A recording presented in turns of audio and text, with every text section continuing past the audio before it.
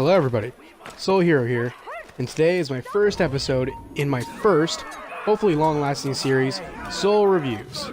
And first, up on the list, Assassin's Creed. And yes, that means later down the line, I will cover all Assassin's Creed games till around Origins, because, well, that's when I stopped caring about the games, really. So that being said, let's get started with Assassin's Creed 1. I'll find a way to repay this kindness, I swear it. So the story of Assassin's Creed is rather simple. You play as a disgraced assassin who must gain his rank back by doing a bunch of missions of assassinating other people around the Holy Land for the Assassin's Order. Well, that's only half the story, because the remaining half of the story, or 1/4 of the story I should probably say, is that you're actually playing as a guy who's playing a game. You're playing as Desmond Miles, who just so happens to be related to the most important assassin in history. Or one of them, as we will learn later on. Desmond was kidnapped and forced to help these people find a special item. The item is unknown to you at the beginning of the game. However, you're basically given nothing other than find it, and we'll see what happens. So that's what you're doing. You're playing throughout the life of Eltail to find this artifact.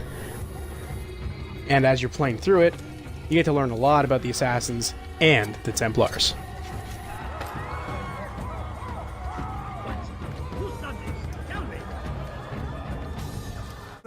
So as I said before, you play as Eltail, a disgraced assassin. How would he get there? By handing over a very special artifact to the Templars, and by getting a couple of his friends killed, and by going against the Creed of the Assassins. After which he is stripped of his rank and forced to go out and assassinate 9 people for the Order. And with each kill he climbs his rank and gets a new piece of weaponry. And he learns a little bit about each kill, and learns a little bit more about what he's actually doing. Understand these words. And the rewards it brings. Good! And they shall have it all around! Follow me, and do so without hesitation. Show this fool knight what it is to have no fear. Go to God!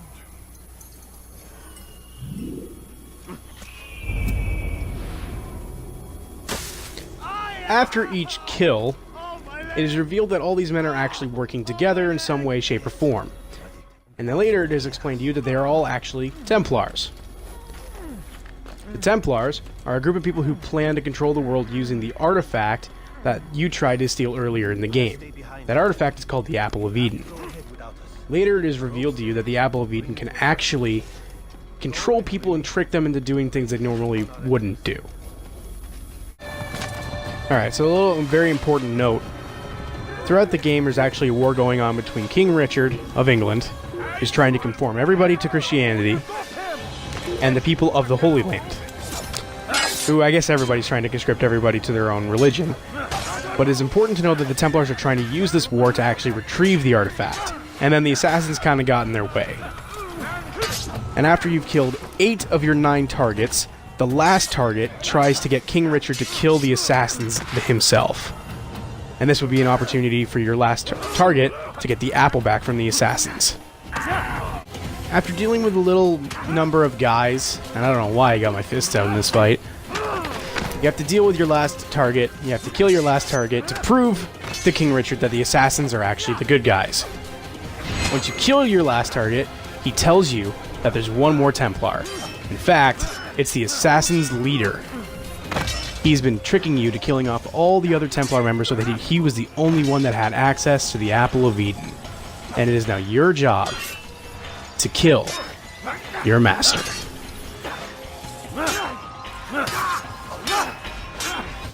After a quick and repetitive fight with your master, it is revealed that the Apple of Eden is not the only piece of Eden in this land. In fact, this isn't even the only land. It is a shock to the people of this game, of course, because, you know, they're living in, like, the Dark Ages, and they think that they're the only people on Earth. Whoa.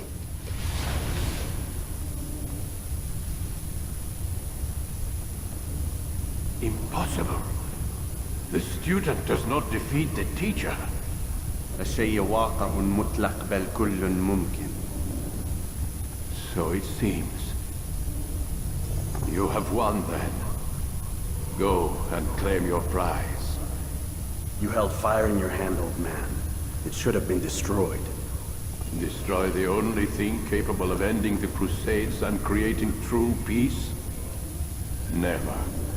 Then I will. We'll see about that. I applied my heart to know wisdom, and to know madness and folly. I perceived that this also was a chasing after wind, for in much wisdom is much grief. And he that increaseth knowledge increaseth sorrow. Destroy it! Destroy it, as you said you would. I can't. Yes, you can, Altair. But you won't.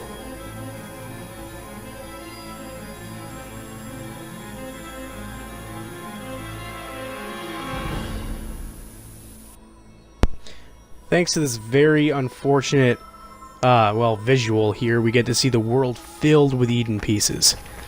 And that means the Templars that have Desmond captured do not need the apple anymore, but can go to these random locations across the planet. And I guess that brings us to Desmond. So basically, it's literally just an exposition machine with Desmond. You get a little bit of information here. You learn that the people that have actually kidnapped him are in fact Templars. And they're still around, just like the Assassins, because Desmond is an assassin. At least half a dozen. We don't need them all. We should assume some amount of decay. I can't imagine they'll all still be functioning. At least 2 appear to reside on land masses that no longer exist. We'll dispatch teams to each site and determine viability.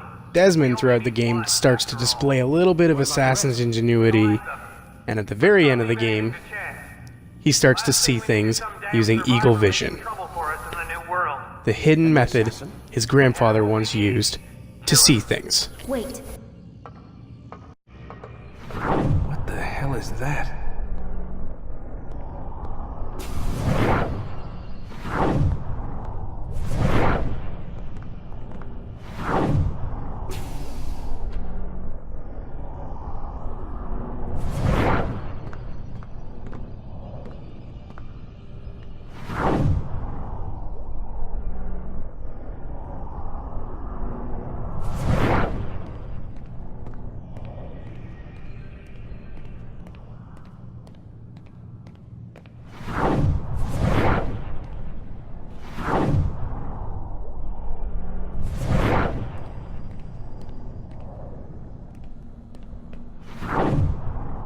Oh my God.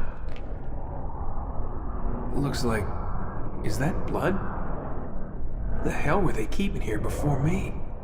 And what happened to them? What does it mean, I wonder?